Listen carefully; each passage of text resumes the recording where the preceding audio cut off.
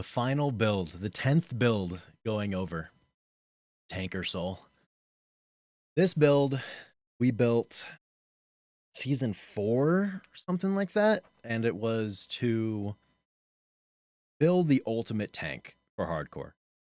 Not only can this thing tank hardcore, this thing can tank up to R7-ish on live.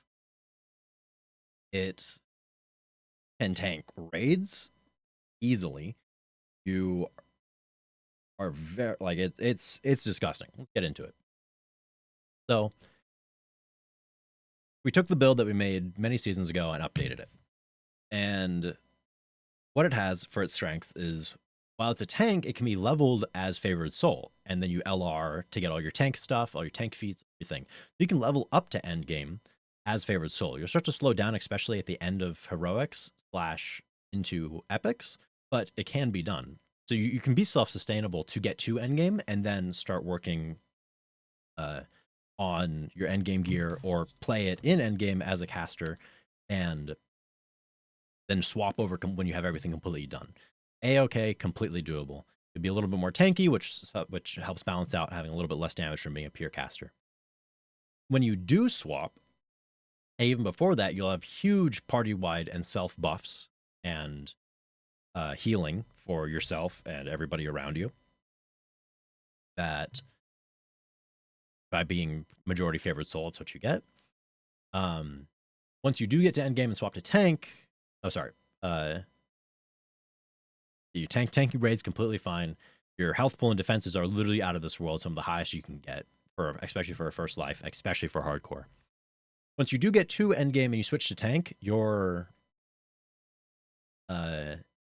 swap itself can be a little messy because you have to learn a new play style. You have to figure out all your buttons, all your different things. You're changing fundamentally how the game plays, how you play with the game, especially if you switch from caster to tank. You can level as pure tank and not have to do that swap, but then you're reliant on a party, which don't have any offensive output once you're tank. So have to have a party with you. You can sit there and tank a huge pack of mobs for days, literally never die, but you're not going to be able to kill them. Can't be done. Your gear is also pretty high investment with this current set build. I have an older set build and a potential alternate setup, but we'll see exactly how this one plays out and I'll show you sort of what's all going on. This new age, a little bit better, but not that much better. But it's a lot more investment. So, looking at the enhancements of the tank side of things, your full Beacon of Light. This gives you all your different little beacons, which keep your healing up. You're able to keep PRR and MR up on your friendlies, range power and melee power as well, and then crit threat range or crit threat multiplier, 20 seconds on your big offensive damage dealer. Your bears, your wolves, your barbs, your throwers, all of that. If you're in a party with them, they're gonna love you. You also get closed wounds SLA, which can be your primary healing infinitely. Never have to worry about it. And if you're like self-healing yourself and still worrying about other people, you can drop a heal on yourself, you can drop a heal on the main party, and it'll just slowly tick people up with the healing wall. Goes fantastic, is great. Hardcore especially, Undying Beacon is really nice because it increases the beacons to gain unconscious range as well. And so in hardcore, if something goes awry, there's a huge pull, big damage, big champion pull happens. For this, people can go down and not die, which is very, very nice. You also have a trance that gives you sacred bonus to positive spell power, so you keep your power up. Secondarily, you can go install Work Defender because we're going 3 fighter. And this allows you to go up and get 25 pure MRR as well as 6 con. This gives a ton of defenses. Very nice. You also have enough points to come over here and splash Falconry, as well as getting 5% quality HP. Falconry giving you movement speed boost to be able to run through quests. You'll be 17 favored soul, so you get favored soul wings. So your mobility is fantastic. You're able to get, like, if a mob gets pulled off of you, or if a sneak attack mob comes up behind one of your squishies, you can hit action boost, wings over to them, intimidate them off. Your Aasimar core trees give you your hands, which is nice for huge burst healing. You can full heal anyone you want. And then if you want to pop your Divine Purpose, you'll get more healing amp and positive spell power to keep everybody up even more, as well as more charisma for more tanking potential. 5% sacred HP and determination bonus to PRMR in the stance is also very, very nice. Going into your epic destinies, you are a main tank, which puts you in Unyielding Sentinel. Can't get tripped, can't get knocked down, no petrification. When you drop below 20% health, you get a huge burst of healing and defenses. So even if you do somehow go low, you're not doing too bad. You give good party buffs with the resistances. Your renewal is just free healing for everybody that you want. You get hands that can use your con score because you're main con. So now all your hands do that, which is great. Bonus lay on hands. You get damage absorption with the Sentinel. You get 15% force and all elements damage absorption, which bumps it up to 25%. And then going up to the top, you do a little bit of damage with your healing stuff. Get more HP, but it's actually quality HP, which we already have. So these are things that have changed. Oh, no, sorry. This gets you Defiant Warding, which is fantastic. Big fan with that. And then Unyielding Vanguard gives you 10k temporary HP in case you just never want to die at all.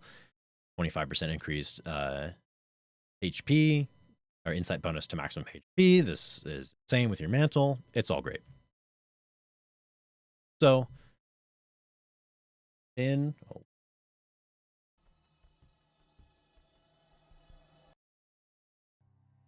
Divine Crusader now, we don't use the Epic Strike. We have it, but we don't use it to in the Unyielding Sentinel tree. We are going to use Crusade because, or Consecration, because A, it's healing, B, it's 10% damage and 1 imbue die for everybody in your party. And with how much imbue die is going around, that's great.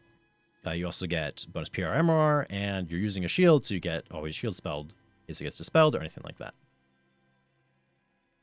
And then you get Fury, the Wild, to get a little Primal Scream in case you don't have one in your party. It's a nice little self buff as well. More unconscious range for you, so you can keep up. You have a lot of hots, so if you just hot yourself up, you go to incomped, you go up from there. From that, go take a look at feats. And your feats are all built around healing and tanking. So you're going to go Sovereign Host for the big heal pump, and then Protector for your sacred bonus to defenses, or determination to defenses, bonus charisma, and bonus to HP. Empower healing, of course. Mental toughness may as well. Increases your crit chance as well, which is nice. Keeps the crits going.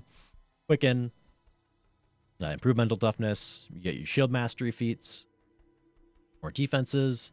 Enlarge to make sure you can heal for someone from across the entire room. You literally have extra feats, so you get a little PR armor right here. Just eke it out a touch more. More mental toughness, LTuff. Perfect shield mastery for more defenses. Bulwark gives you more defenses in the trees. EDR, more defenses. Celestia, 150 HP. Your light spell power, your light crit, your light, all that. It's fantastic. LTuff, give more HP. You're just taking general defense here. For your spells, so you have Leap of Faith, right? As a free one, just to get wings around. You'll have Lay on Hands. You have free heal. Good Hope. Your beacons, all great slays.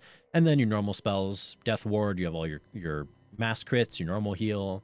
Undead to Death even works for you. You don't have a terrible charisma. It's not the best, but Undead have really low saves. Undead to Death works.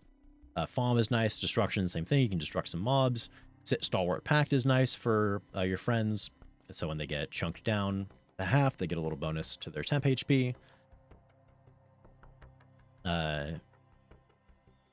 Recitation, prayer, good bonuses, resistances if you need a single target resistance things, spawn screen going, another closed wounds. It's great. Divine Power gives you some more temp, which is nice. Alrighty. Equipment. Sets. So we have the Armaments of the Archon set, which is Artifact PRR, Artifact MRR, and 10% Legendary bonus max HP. This set is interesting because it takes some of the better things of the Winter set and puts it in this Legendary set, which we have in... Where is it? Yeah, I don't even know where it's at right now. Oh, sorry. It's the legendary, it's a Lost Potential, Lost Purpose set. So that's really nice just to have all that good. Then we have the 5 points in Forbidden Knowledge for... You don't even need 5, but having the universal spell power is nice for your heals. And then PRR, Perfect PRR, abilities, attack and damage just worked out. And then we also have the Legends of the Wrath of Sorkel, Legendary Wrath of Sorkel, and Perfect Wrath for Artifact, Artifact Universal Spell Power and Artifact abilities, and just to get our con up even more. So interesting little set going on. The standard set is still workable, where you go Flame Cleanse Fury for more healing, you go Winter for your HP, you're losing a little MRR. Well, we'll see the differences overall. This is a little easier to gear, although it does have a 5 rings. A little annoying. This set a little more updated. We get FOM here, saves, Bulwark. We have Collective Sights. We have getting that Temperance of Belief is really big for quality MRR, as well as having Wisdom on it, which is completely extra, pretty much. Universal Sentries is our Resistance, Insightful Fort. And then our set, Blade Mark, Profane Life, Insightful PRR, and Forbidden. And then the Hags set, Magical Efficiency is nice. And then Meta Magic in bold. We don't actually use it. We use in large, yeah. So just for the set mostly. It's Cloak, False Life, Hamp, Quality Resistances, Life Sealed, so we don't get insted by things, and getting our last piece there. Blade Works for Quality PRR, Quality Fort, Quality Con, or sorry, Normal Con, Vit, bunch of HP. This is the Exceptional Con ring, or sorry, Quality Con ring. Here we go. The Lithid Hunters for Quality Con on a ring, which is very nice. With the Minya's Iron Fists, which give us exceptional luring skills, which is nice. A little PRR and more set. We have Lightning Railworkers Boots, which is our Insightful Con. And our Forbidden Knowledge set. Get our Charisma here. And our Insightful Charisma here. So we don't actually have a quality Charisma, but that's A-okay because we're mostly a tank. Also gives us our MRR. And then a little bit of spell points, body saves. It's nice. The Filigrees, Nystul's defense, 100 HP, a little bit of MRR, nice. We go Con and MRR. Blood Feast, just +1 Con. We go +3 Con and 2. And then just 2 Con Filigrees, whatever you want. From that, we'll look at our stances. We have Empower Healing, Quicken, and Large. We keep those on all the time. We have our Wings, and we want Stalwart, Bond, the Mantle. Doing great. Our breakdowns, we have 81 Constitution right now. 81 Con. Big. This is Vecna. That's Vecna stuff. As well as 52 Charisma, which is not too shabby. Doing okay. We have 97 Fort Save, which is massive. Our Will Save isn't even that bad at 78. And our Reflex 66, not the best.